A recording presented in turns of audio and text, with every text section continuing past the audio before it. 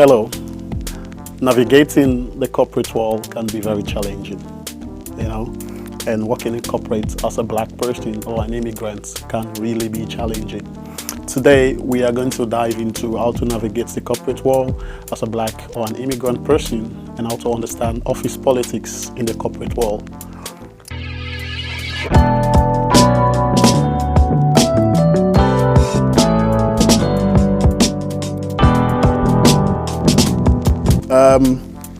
With this being said, I would like to tell you guys when I first started working in corporate I think it's like 5 years ago, and I wish I had people that were telling me or give me guidance on how to navigate around the workspace.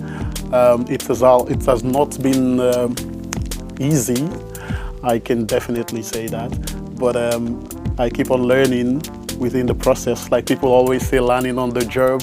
So me learning on the job has allowed me to have lots and lots of experience that I'm about to pass on to you.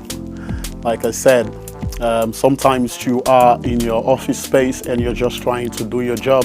The next thing you know, you are decoding office politics like it's some type of a secret society. But no worries at all, no worries at all. I'm going to give you 5, 6, or maybe 10 tips on how to navigate around office politics and what you should expect and how you should conduct yourself to make sure you can climb the corporate ladder. So number one, I think something that people don't take serious is emotional intelligence. Working in corporate, you're going to face a lot of adversities, and you have to be emotionally intelligent to navigate around those problems. You're going to have colleagues that might piss you off. You're going to have a manager or a boss that can be a little pushy, but you have to know when not to lose your temper. I prefer you never lose your temper. Just play the game with them. Make sure you play the game within the office and see how you can navigate around those things intelligently. Control your emotions. Don't take things personal. So that is the first one I'm saying. Emotionally intelligence, it's something you definitely need to have. Point number 2, learn to socialize.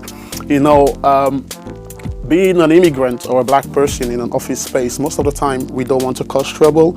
We just want to make sure we come to work, do our job, bow your head down, and then go home, because that is where everybody get their bread and butter. So I understand the reasoning behind it. But I'm telling you, this second point about socializing is an amazing strategy that you can use.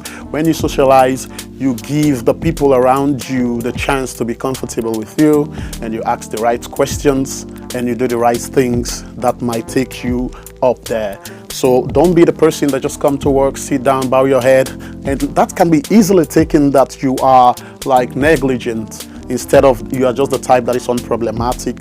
And I will really advise you to socialize, talk to your colleagues. Yeah, I know most of us don't like to chat, office chats, especially if there are women in the office, no point intended. But most of us just want to just go there, do our jobs, and just leave. I don't think that's a good strategy. That's something that you definitely need to work on. You can talk to people, and you can still keep your private life private. But you can just make sure you put your hands in conversation, make sure you put your mouth here and there, and you don't need to give too much details, but try to socialize within the office. And the third point that I'm telling you is perception matters. I'm telling you, in the corporate world, it's not just what you know, it's the perception in which people view you as. How can I break that down? You can be working over hours for 10, 15 years, and if people feel like you're not doing it right and they have a different perception of you, you're doing it for nothing, and you cannot even get a promotion. Because how promotion works in the corporate world is they promote people that are likable, people that are easily maneuvered, people that can go through conversation easily, people that people can be easy around. It's not about what you know, it's how you can navigate around the space. So try to be likable, understand that perception matters, know and be keen and be mindful on how you want people to perceive you, because perception matters. I will dive in on it in another episode, but I just want you to keep that in mind. That is our third point. And our fourth point is, even though I was telling you to socialize, always keep in mind that you don't have friends. This is a sad reality because that is something that I've definitely went through. I'm a very friendly person, even though I'm an introvert, but I'm very friendly and I tend to trust people a lot. If we're working together, I'm spending most of my days in the office anyways. So I see these people as my family and friends because I'm spending there more than 8 hours. Sometimes if we have meetings, I'll stay there longer. If we have trips, office trips, sometimes we travel with people. So I see them as family as well.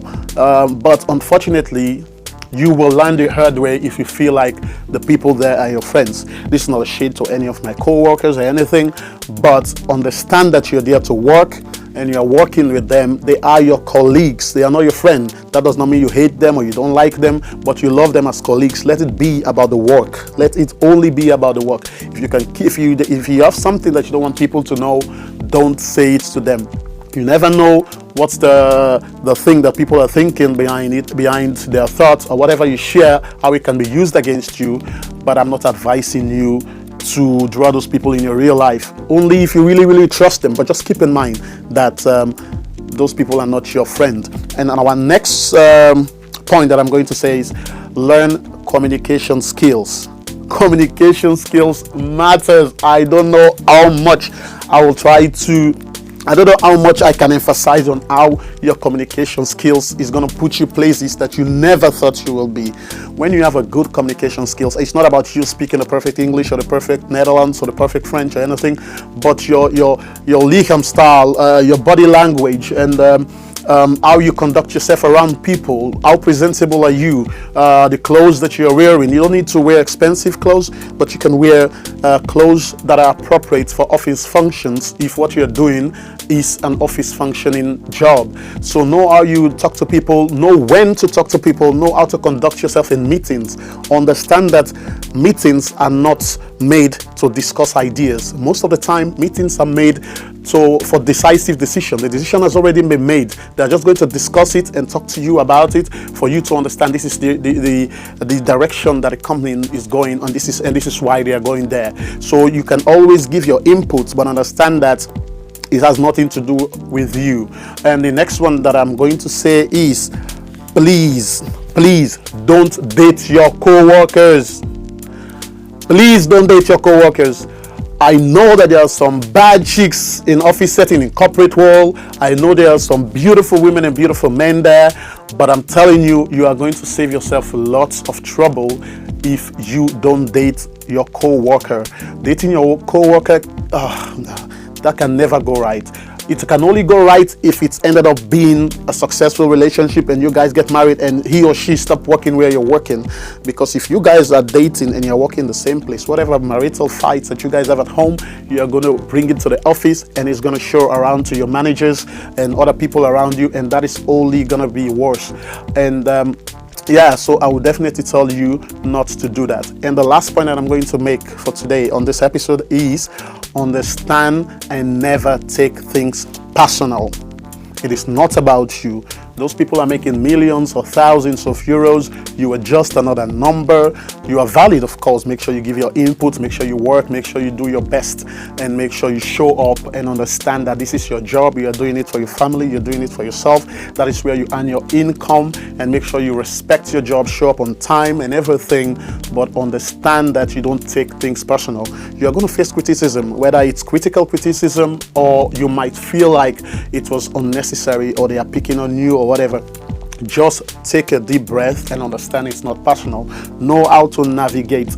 Know how to give back your feedback after you get critically criticized. If you feel like it has not been properly criticized, you feel like they are picking on you, you can always give back feedback in a very respectful way, saying, for instance, I understand your inputs that you give. I will take that full-heartedly, but I just wanted to point out that on these projects, I contributed this, and this. And that is just to show how much I valued my insight in this company and how much I want to keep growing. And you giving me feedback, I'm not seeing this as a criticism. I'm seeing this as another stepping stone that I can step in and be more good at my job and be more helpful to the company. Because all the company wants is for them to know that they can trust you and you are looking forward and you're looking to make sure the company grow. So for this episode, those are the mindful insights that I will just give you about corporate world. But I will see you on the next episode, and I want you guys to tell me in the comments